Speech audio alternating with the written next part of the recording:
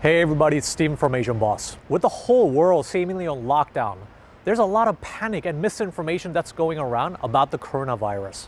South Korea is widely acknowledged for having had one of the best responses to contain the pandemic. And yes, everybody here is wearing a mask. It's probably not an exaggeration to say that it is one of the safest countries to be in right now, relatively speaking, of course.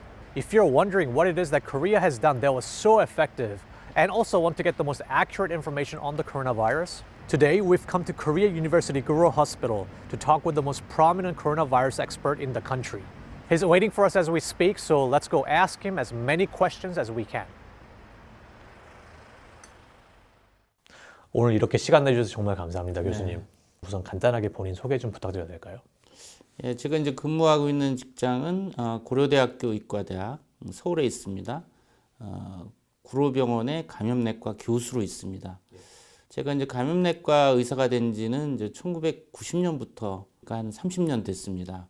그러니까 30년 동안 여러 가지 그 중요한 감염병들, 결핵, 에이즈, 홍역, 그리고 2003년 사스, 2009년 신종 인플루엔자 팬데믹, 또 2014년 이볼라, 2015년 머스 아웃브레이크까지 다 경험해서 이번 30년 동안 쭉 경험한 것 중에 이번 코비드 19 팬데믹이 사실 가장 어려운 과제가 된 것 같습니다. 그럼 코로나 바이러스에 대해서 지금 어떤 일을 하고 계신가요? 코비드 19 환자들이 이제 의심 환자들이 병원에 오기 때문에 그런 환자들을 일부 보고 있고 또 입원 환자도 보고 있고 감염내과에 여러 스태프들이 있는 중에 제가 가장 시니어여서 방송에 나가서 텔레비전 나가서 이 코로나19 이 감염에 대한 정확한 정보를 국민한테 전달하고 또 기자를 통해서 또 정보를 전달하고 있습니다.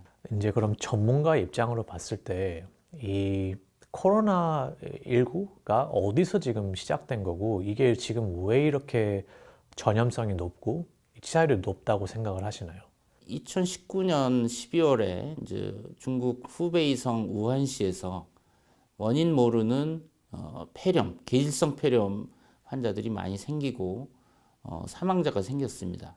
그것이 중국 정부가 알아채고 세계보건기구에 보고한 것이 2019년 12월 31일입니다. 지금 어떻게 보면 3개월도 안 됐죠. 두세 달 동안 우리가 연구한 바에 의하면 원래 이제 박쥐가 갖고 있던 코로나 바이러스인데 그것이 우한에 있는 생동물 시장 거기에서 처음 인체 감염이 돼서 물론 중간 매개동물 숙주가 이제 그 천산갑이라고 하는 판골린이라는 얘기도 있고 뱀이라고 하는 얘기도 있는데 아직 확실치는 않습니다. 어쨌든 이 사스 코비2라고 하는 지금 코로나19의 원인 바이러스가 박쥐에서 뱀인지 천상갑인지 모르지만 중간 매개 동물을 거쳐서 인체 감염이 와서 지금 같은 이제 중증 폐렴으로 와서 사망률이 2 내지 3%인데 이거 사람으로서는 이거 처음 맞닥뜨리는 신종 코로나 바이러스죠.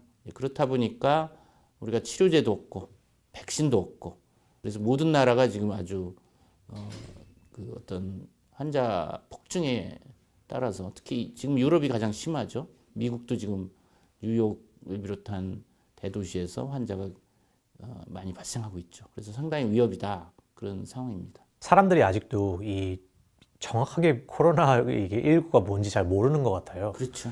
이 치사율의 데이터가 어떻게 되나요, 지금? 이게 나라마다 다릅니다. 치사율은. 왜냐하면 이제 같은 바이러스지만 그 나라의 방역 시스템, 그 나라의 의료기관의 치료 수준, 또 그 나라의 연령 분포. 그러니까 고령자가 많은 이태리는 8, 9% 굉장히 높거든요. 나이 별대로 이거를 좀 구분을 해주실 수 없나요? 예를 들어서 20대, 30대 아니면 30대에서 40대. 제가 이제 수치를 가져왔는데 3월 24일이지 않습니까? 지금 예. 지금 수치를 보면 대한민국에서 8,961명의 환자가 있고 111명이 사망을 했습니다. 그리고 3,160명이 회복을 했어요. 한국에서는 검사를 많이 하다 보니까 전체 한 9천 명, 약 9천 명의 확진자 중에 20%가 무증상 환자예요. 예. 그러다 보니까 전체적인 규모를 우리가 잘 알고 있죠. 어느 나라보다. 그래서 나이대별로 나눠보면 80대 이상이 11.6% 치사율입니다. 한국에서. 70대는 6.3%, 60대가 1.5%입니다. 50대가 0.4%. 그리고 이제 젊은 건강한 사람들이 이제 굉장히 관심이 있을 텐데 한국에서는 40대에 한 명, 30대에 한 명이 사망했는데 40대에서는 치사율이 0.1%, 30대도 0.1%입니다. 근데 지금 20대, 10대는 없어요, 사망자가. 그러니까 어떻게 보면은 한국에서도 사망자의 90%는 60세 이상의 고령자에서 발생하고 있는 거죠. 그럼 이 바이러스가 왜 고령자한테만 이렇게 위험한 건가요? 신종 바이러스이기 때문에 백신도 없고 치료제도 없기 때문에 오로지 바이러스 감염됐을 때 싸울 수 있는 무기는 본인의 면역 방어 시스템이에요. 그러니까 10대, 20대, 30대, 40대까지는 가볍게 앓고 뭐 1, 2주 정도 몸살 감기로 앓고 대부분 낫게 되죠. 그럼 이제 증상이 아예 없을 수도 있고. 없을 수도 있고. 지금 우리나라 한국 자료 보면 전체 9천 명 중에 20%가 증상이 없어요. 이게 이제 함정이죠, 어떻게 보면. 증상이 없으면서도 전염성이 있기 때문에 이게 함정이라는 거죠. 그런데 60세 이상을 넘어가면은 면역이 노화가 됩니다. 임뮨 세네센스라고 하는데 특히 80대 이상 되면은 우리가 암 환자처럼 면역이 비유하자면 암 환자 면역 떨어지잖아요. 예. 그런 것처럼 80세 이상이 되면 급격하게 면역이 떨어집니다. 그러다 보니까 바이러스가 80대, 70대에 침투하면은 제대로 이겨내질 못하고 압도돼 가지고 바이러스가 폐렴이라든지 또 그 전신에 이제 염증을 일으켜서 이 고령자에서는 중증 질환으로 가고 또 위중한 크리티컬한 컨디션으로도 가고 사망 위험이 높은 거죠. 또는 만성 기저질환, 소위 이제 크로닉 메디컬 컨디션을 갖고 있는 분들인데 이분들은 뭐 60세 미만이라도 만약 심혈관 질환, 심장 혈관 질환이 있거나 만성 폐 질환이 있거나 당뇨병이 있거나 담배 많이 피는 사람들. 왜냐면 호흡기에 담배 피면 호흡기에 니코틴이 많이 끼면서 이 호흡기가 상처 나고 그래서 담배 피는 사람도 중증으로 가고 뭐 그게 아니더라도 뭐 그 면역 억제제, 스테로이드라든지 항암제 쓰는 사람들도 위험합니다. 그러면 이제 한번 걸렸어요. 난 다음에 또 걸릴 수 있는 건가요? 네. 지금 그게 이제 굉장히 두려운 거죠. 지금 아직 모르는 부분이 많아요. 보통 우리가 어떤 병에 걸리고 나면 항체가 생깁니다. 대개 2주 정도 되면 항체가 생겨요. 그 다음에 같은 병에 안 걸려요. 지금 코로나19의 경우는 코로나19를 걸리고 나서 회복을 해서 퇴원했어요. 근데 한 5일 내지 7일 뒤에 다시 증상이 나오고 바이러스가 또 나오는 그런 재발 사례들이 있거든요. 그런 경우들이 가끔 있습니다. 그러면 이 코로나19라는 게 어떻게 걸리는 거예요? 예를 들어서 사람들의 인식은 이게 내가 숨만 내쉬어도 걸린다. 아니면 이게 무슨 어떤 내 얼굴에 재채기를 해야지만 걸리는 거다. 되게 이제 크게 세 가지입니다. 이 주로 이게 호흡기로 바이러스가 들어와서 염증을 일으키면서 열이 나고 기침하고 호흡곤란 있고 이게 이제 주증상인데 예. 그러면 환자가 이제 기침 재채기를 하면 드랍플래시라고 비말이라는 게 이렇게 나옵니다. 침 튀기는 거잖아요. 예, 침 튀는 건데 그 비말이라는 거는 그 침방울이 5마이크론보다 큰 거를 드랍플렛 비말이라고 합니다. 그 안에 수많은 바이러스가 포함되어 있죠. 침방울에. 그 환자로부터 나오는 침방울에. 근데 이제 5마이크론보다 크다 보니까 이게 기침 재채기를 하면 이렇게 포물선을 그리면서 1m 이내 아니면 멀면은 뭐 2m 이내에 떨어지죠. 그러면 눈이나 코나 입의 점막으로 바이러스가 침투하는 거예요. 눈으로도 들어갈 수가 그렇죠. 있는 거네요. 네, 점막으로. 소문에 뭐 쳐다만 봐도 걸린다라고 하는데 그건 잘못된 정보고. 아니면 그냥 공기로 이렇게 그 사람이 지나갔는데 네. 그 다음에 한참 있다가 지나가면 뭐 걸린다 약간. 그건 이제 공기는 좀 다른 거라 이제 다시 설명을 드릴 텐데 네. 가장 흔한 거는 이렇게 비말로 기침 재채기로 전파하는 게 하나고 두 번째는 그 콧물 재채기가 있으면 우리가 손으로 이렇게 비비잖아요. 알게 모르게 무의식적으로. 그럼 손에 콧물이 묻으면서 바이러스가 묻는단 말이에요. 예. 그럼 그걸로 제가 악수를 한다. 그러면 이제 악수를 통해서 접촉 전파가 되는 거죠. 이게 두 번째고, 또 하나는 제가 이제 환자가 기침 재채기를 하면 그 비말이 이런 탁자라든지 또 아니면 손잡이라든지 컴퓨터 키보드라든지 이런 데 묻어요. 그러면 이 짧으면 수시간, 길면 3, 4일 그 이상 장기간 3, 4일. 살아 있어요. 네. 예를 들어서 이런데 이제 누가 이렇게 만졌어요. 네. 그럼 이게 며칠 동안 가나요, 이게? 이런 탁자는 한 3일 정도 가죠.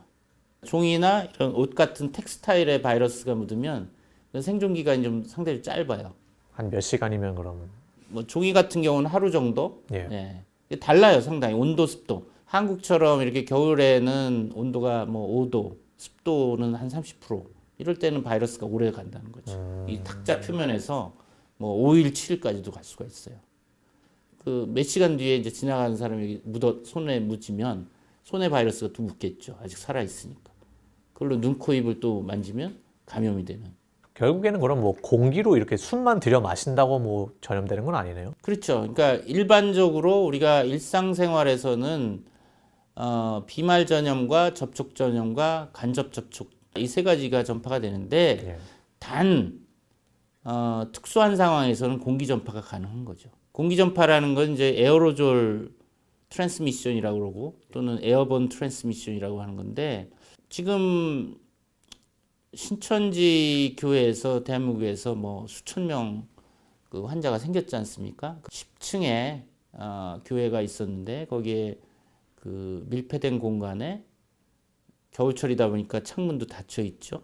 거기 수백 명의 사람이 빽빽하게 1, 2m 내에 빽빽하게 앉아서 수시간 동안 예배도 보고 또 찬송도 하고 노래로 부르면 그 안에 환자가 있는 경우 비말이 많이 나올 거 아닙니까? 그렇죠. 우리가 그냥 대화를 할 때도 침이 조금씩 튀잖아요. 근데 뭐 노래 부르고 뭐 소리 지르고 하면 뭐 그 비말이 엄청 나올 거 아니에요? 그런 경우에는 이 비말이 5마이크론 이상 크기인데 그 안에는 중력이 작용하기보다는 수많은 사람이 소리 지르고 하니까 이 비말이 1, 2m 내에 이렇게 안 떨어져요.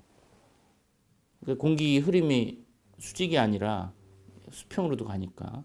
그러면 그 비말이 소리 지르면 1, 2m를 넘어서 이렇게 멀리 가면서 이게 마릅니다. 그러니까 5마이크론보다 작은 사이즈로 작아져요. 그게 이제 에어로졸인 거죠.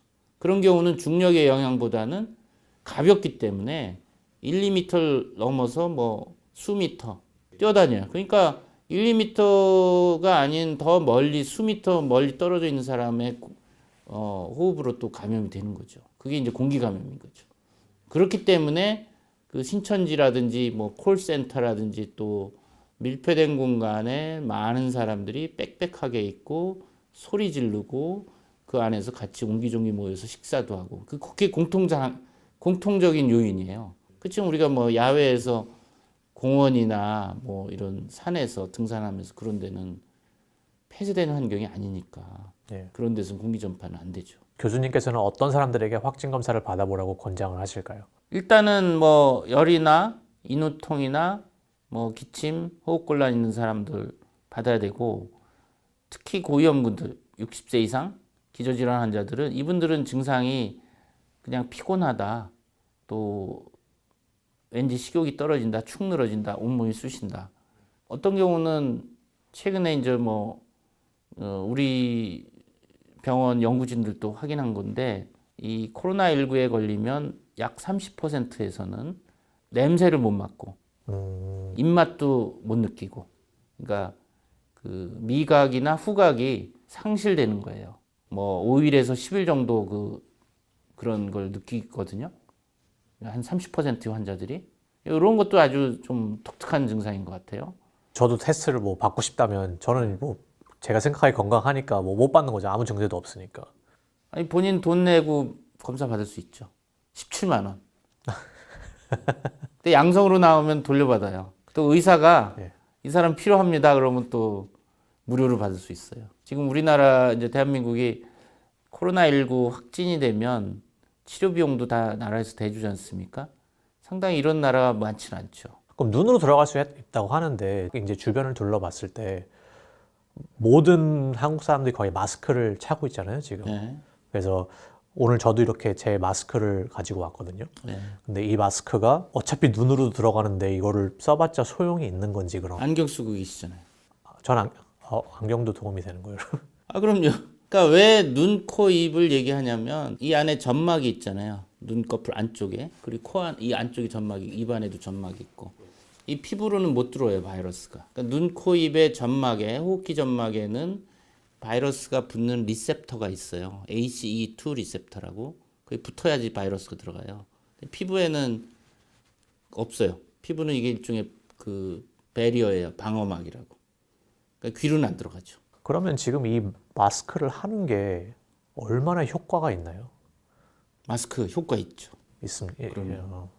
그러니까 왜냐면 2003년 사스 때도 그랬고, 그러니까 홍콩에서 뭐 그 싱가포르, 캐나다, 대만, 중국에서 사스 때 의료진들이 많이 감염됐거든요. 처음에는 모르고서. 지금도 중국 우한에라든지 이태리도 의료진 많이 감염됐잖아요. 그때도 연구를 해보니까 마스크 쓰고 손 씻기 한 의료진이 안 한 의료진보다 감염률이 현저히 낮아요. 소위 서구 사회, 유럽이나 미국 이런 데는 일반인들 안 쓰잖아요. 예. 예, 전 그게 좀 이상하다고 보는데 그렇게 이제 미국 서전 제너럴이 마스크 쓸 필요 없다. 또 뭐 WHO에서도 마스크를 일반 사람들한테 권고하지 않는다 그러니까 저는 그게 아니다.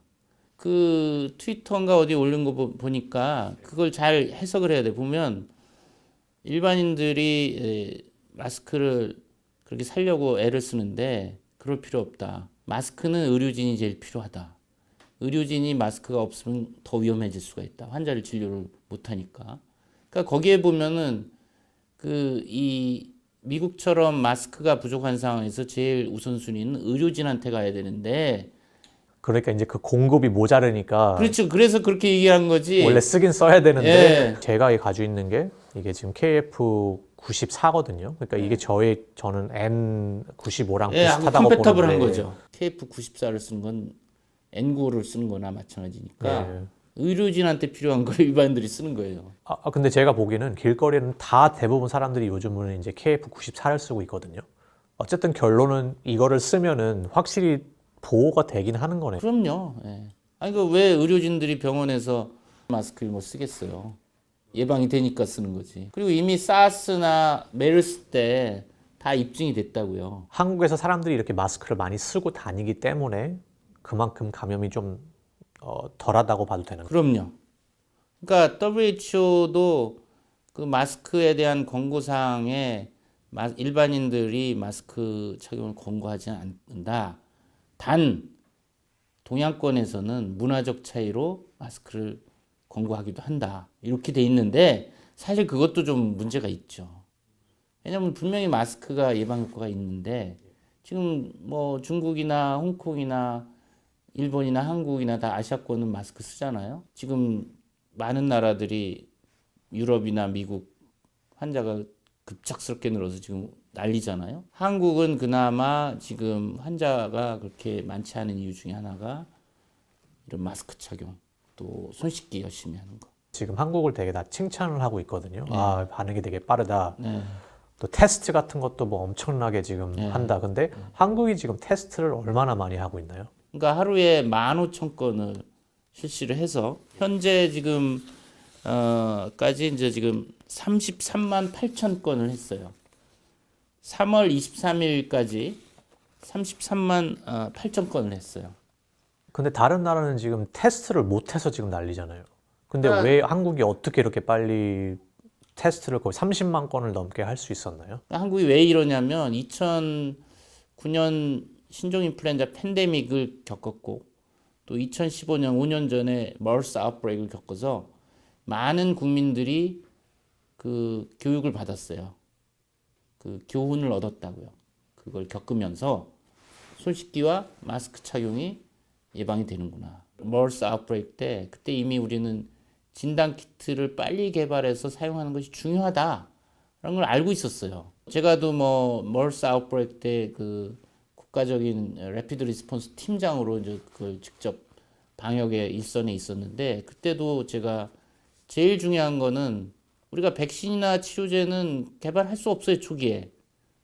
그렇지만 진단키트는 PCR이라고 하는 아주 우수한 분자진단 검사법이 있기 때문에 제일 먼저 강조한 것은 진단키트를 빨리 개발해서 널리 배포하는 것이다.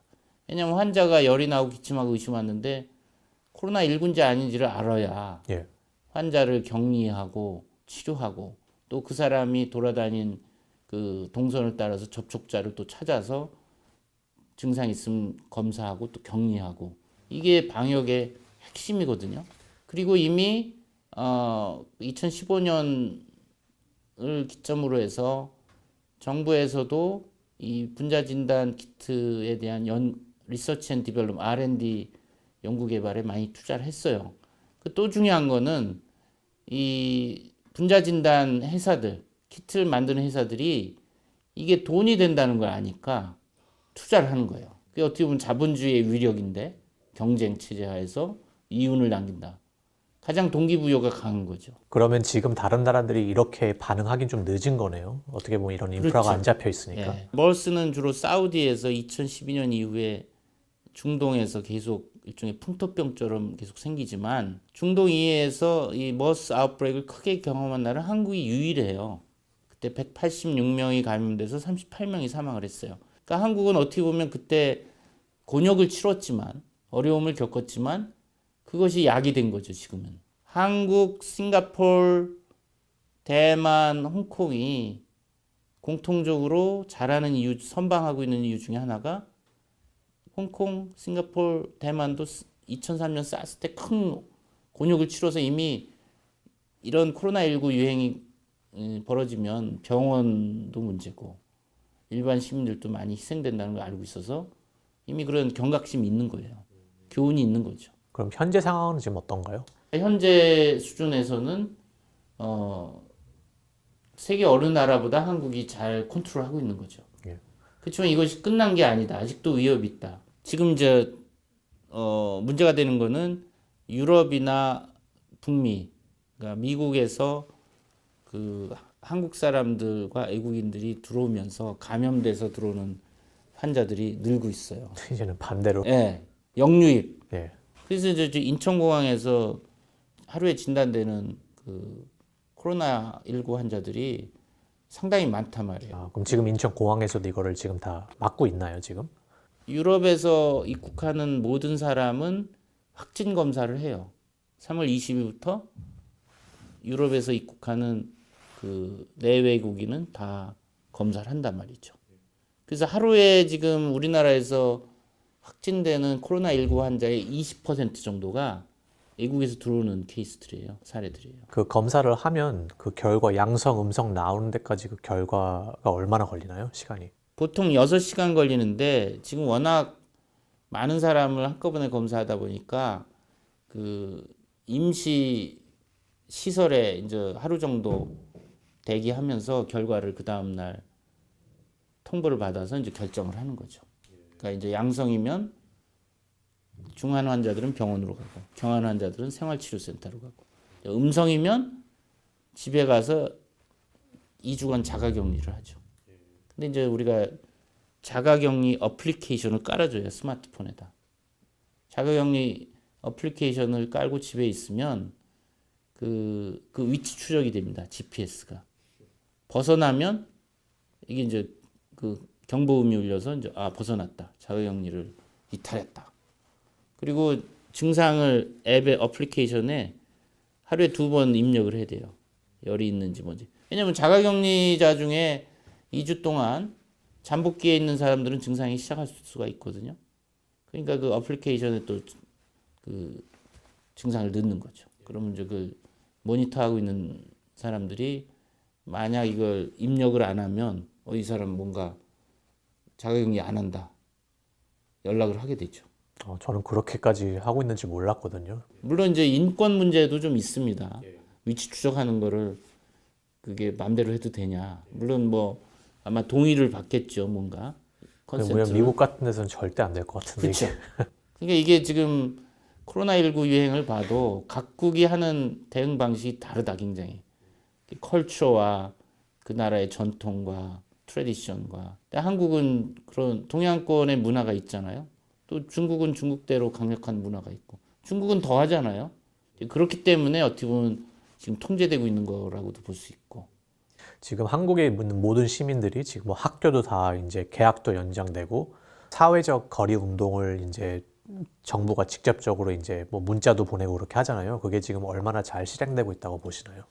20일, 요 며칠 전부터 국무총리가 이제 특별 담화문을 해서 사회적 거리 두기를 강력하게 권고를 하고 있어요. 그러니까 종교시설하고 또 유흥시설, 술집 뭐 이런 거, 그 다음에 실내 체육시설. 이 세 군데를 지난 20일부터 2주 동안 문을 닫아라 라고 강력하게 권고만 한 거지 강제사항이 아닙니다. 뭐 5, 60대 이상 나이 든 사람들은 잘 지킵니다. 근데 이제 문제는 10대, 20대 지키기 어려워요. 왜냐하면 10대 같은 경우는 대한민국에서는 교육이 제일 최고거든요. 아무리 아프고 열나고 힘들어도 학교 가야 되고 학원 가야 돼요. 지금 학교는 개학을 연기했어요. 초중고등학교. 이 코로나19 때문에. 근데 아이들은 저녁에 학원을 간단 말이에요. 그러니까 학교를 아무리 폐쇄하고 있어도 저녁에 학원 가가지고 지금 뭐 지난 주말만 해도 한 90%의 학원이 문을 열었다고 합니다. 뭐 이게 동양권에 특히 그 대학을 잘 가는 것이 인생을 결정하기 때문에 특히 고등학교 학생들은 학원에 가서 또 저녁에 좁은 공간에서 공부하면서 접촉을 많이 한다는 것이고 20대는 또 강남에 이제 클럽을 뭐 금요일이나 토요일 날 간단 말이에요. 아랑곳하지도 않고 마스크 쓰지 않죠 당연히. 그 밀폐된 공간에서 뭐 춤도 추고 술도 마시고 왁자지껄 떠드니까 잘 안 지킨단 말이에요. 뭐 PC방, 노래방. 사실은 이 10대, 20대 특히 우리나라에서 코로나19 환자의 약 30%가 20대에서 발생하고 있어요. 굉장히 독특한 현상이죠. 그 전문가로서 교수님의 입장은 코로나19가 언제까지 이제 이게 계속 갈 거라고 보시나요? 왜냐하면 어떤 사람들은 뭐 이제 이게 여름이 되고 날씨가 따뜻해지면 더 줄어들 거다. 네. 그리고 이게 계속 갈까요? 아니면 이게 정말 저희가 이제 이걸 아예 없앨 수 있나요? 상당히 뭐 이제 중요한 가장 많은 듣는 질문입니다. 최근에. 지금 전망이 쉽지가 않아요. 단기간에 안 끝나는 거 확실한 거고. 그럼 이게 아예 없어진다거나 그런 희망은 없는 건가요, 지금? 그러니까 이제 몇 가지 시나리오가 있을 수가 있는데 첫 번째 우리가 가장 베스트 케이스 시나리오는 2003년 사스 때 2002년 11월부터 이제 중국 남부 광동성이 시작돼서 홍콩으로 환자가 와서 이제 전 세계 여행객을 통해서 전 세계 퍼져서 한 8천여 명이 감염되고 774명이 사망했어요. 치사율이 9.6% 정도 됐죠. 7월 초에 끝났어요. 사스는. 그러니까 지금 이 코로나19도 사스와 유사한 신종 코로나 바이러스이기 때문에 우리가 기대하건대는 그때처럼 열심히 각국이 방역을 해서 7월 또는 뭐 8월에 끝나는 시나리오가 가장 희망적인 시나리오예요. 그리고 다시는 인류한테 감염을 안 시키는 것. 그 가능성도 있어요. 근데 그럴 확률이 몇 퍼센트 정도 된다고 생각하세요, 현재? 그때보다는 뭐 낮아서 한 10%? 10% 정도. 그보다 미만이겠죠. 왜냐면 그때 2003년은 벌써 17년 전이에요. 그때는 항공 여행이 그렇게 활발하지 않았어요. 지금은 전 세계가 일종의 국경이 없잖아요. 또 하나 시나리오는 지금 얘기한 대로 일단은 뭐 여름까지 유행하고 일단 북반구는 끝난 다음에 이제 남반구로 가는 거예요. 호주라든지 저쪽 남아프리카 공화국 남미는 그때 겨울이 되거든요. 그리고 또 이제 10월, 11월에 이제 북반구로 또 오는 거죠. 우리 독감처럼 계절 독감처럼 순환을 하는 거예요. 세 번째는 우리가 이제 운 좋게 백신을 개발해서 백신을 접종해서 이제 전 인구도 와서 우리가 이제 천연두를 1980년도에 백신 접종으로 지구상에서 소멸시켰듯이 백신이 아주 효과적인 백신이 나온다면 그걸 접종을 해서 유행하지 않게 끝내 종식시키는 그것도 하나의 시나리오이긴 한데 가장 야심차면서도 달성하기 쉽지 않은 시나리오죠. 이거 백신이라고 하시면 지금 이 백신 개발이 어디까지 와 있는 상태이고 이게 지금 이제 나와서 시장에 나와서 대중들이 이거를 다 접종을 받을 때까지 시간이 얼마나 걸릴까요? 이 타임 프레임을 좀 주시면. 새로운 병균의 백신 개발은 10년 내지 15년 걸리고 돈은 1조 원이 들어요. 이게 지금 100일도 안 된 바이러스고 이제 유전자 안지도 뭐 2개월밖에 안 됐어요. 미국 알레르기 감염병 연구소의 이제 소장 안토니 파우치가 얘기를 했단 말이에요. 빠르면 모든 게 성공적으로 잘 진행이 된다면, 그러니까 우리가 백신 임상 시험을 건강한 성인 뭐를 일상부터 시작해서 쭉 3상까지 가는데 순조로이 되면 18개월이다. 그 모든 일이 순조로이 됐을 때 얘기거든요. 근데 만약 그 미국이나 중국이 백신 개발에 성공했다고 하더라도 다른 나라에 백신을 한 알이라도 줄까요? 미국 인구가 3억 2천인가요? 굉장히 많잖아요. 그거 단기간에 미국에서 자체 생산해서 그거 놓기도 불가능할 거예요. 결국 이제 우선순위를 누굴 먼저 놓을 거냐. 일반 사람들이 백신 접종을 할 수 있는 거는 시간이 엄청 많이 남은 거예요. 10대, 20대 건강한 사람들은 백신 맞을 수 없을 거예요.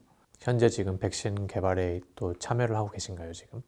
저는 백신 개발에는 참여는 안 하고 있고 현재 지금 치료제와 백신 두 가지가 있는데 이제 백신은 어차피 시간 걸리고 당장에 우리가 쓸 수는 없어요. 이제 가장 빨리 이 치료제로 쓸 수 있는 것은 신약 재창출이라고 드러그 리퍼포즈먼트라고 비아그라라는 약은 보통은 이제 지금 발기부전 치료제로 알고 있지만 원래는 심장 질환 치료제로 개발하다가 부작용으로 이게 발기부전에 효과가 있다는 걸 알게 돼서 이제 발기부전 치료제로 비아그라를 쓰고 있거든요. 그런 거와 마찬가지로 기존에 다른 감염병으로 치료제로 이미 허가돼서 사용되고 있는 약을 코로나19라는 병의 적응증, 인디케이션으로 사용하는 것을 이제 신약 재창출이라고 그래요. 이것이 가장 빠른 길이에요. 그러니까 지금 에이즈 치료제 칼레트라, 말라리아 치료제 클로로퀸, 이것이 코로나19 바이러스에 이제 시험관에서 좀 효과가 있다라고 해서 그거를 지금 현재 쓰고는 있어요. 그 중환 환자들. 그런 식으로 지금 또 최근에 이제 렘데시비어라고 길리어드사에서 에볼라 치료제로 이제 개발했던 약인데 코로나19 치료제를 한번 써보자 하는 그런 지금 임상 시험도 하고 있는데 그런 것들이 이제 재원도 있어야 되고 인력도 있어야 되고 계획은 하고 있습니다. 두어 가지를 계획하고 있고 또 하나 이제 빠르게 갈 수 있는 것은 코로나19에 걸리고 회복한 사람들의 혈장, 컨발레센트 플라즈마라고 해서 이건 뭐 100년 전부터 쓰던 그 전략이에요. 코로나19에 걸리고 회복한 사람의 혈액에는 코로나19 바이러스를 중화시켜서 무력화할 수 있는 항체가 있거든요. 그래서 그거를 우리가 코로나19 걸려서 회복한 사람들한테 그 혈장을 좀 기증해달라. 그거를 코로나19의 중증 환자들, 위중한 환자들한테 투여하는 거죠. 그것도 이제 지금 뭐 저희들이 계획 중에 있긴 한데 모든 것이 지금 뭐 환자도 봐야죠. 여러 가지 일을 동시에 해야 되라는 어려움이 좀 있고 뭐 예산과 인력과 그런 것들이 지원이 돼야 되는데 뭐 현실적으로 그게 쉽지는 않은 것 같습니다. 교수님이랑 이런 모든 의료진들한테 가장 필요한 게 뭔가요, 지금 이 시점에서? 사실 뭐 의사들이야 기본적으로 환자 아픈 사람들을 치료하고 살린다라는 이제 책임감과 사명감이 있기 때문에 버티는 건데 사실은 지금 고민이 많죠. 현장에 의료진들도 벌써 2달이 넘으니까 상당히 피로감도 있고 이 일반인들이 느끼는 피로감 이상이죠. 이건 상당히 예, 환자를 보면서 내가 걸릴 수도 있다라는 거. 뭐 의사들한테 필요한 거는 사실 지금 휴식인데 휴식이 없죠. 휴식할 수가 없죠, 사실은. 일선에 이제 전쟁터에서 바이러스와 싸우는 병사인데 뭐 전쟁 중인데 어떻게 휴식이 있을 수 있나요? 그런 것이 어려운 것 같아요.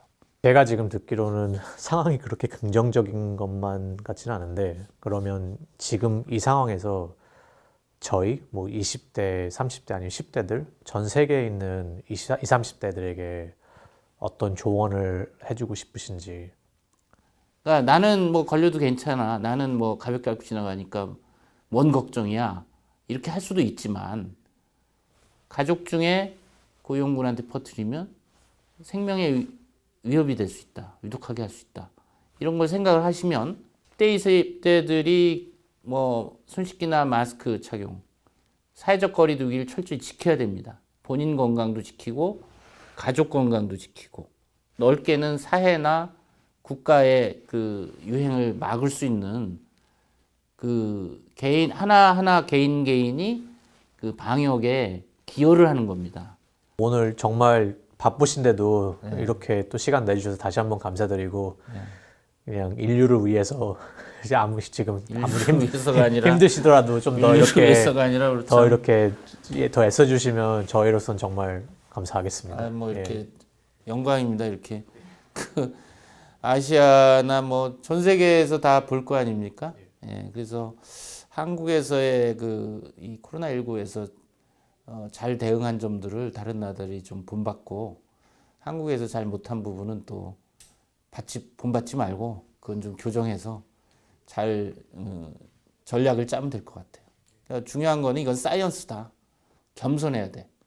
자만하는 순간 우린 당한다고.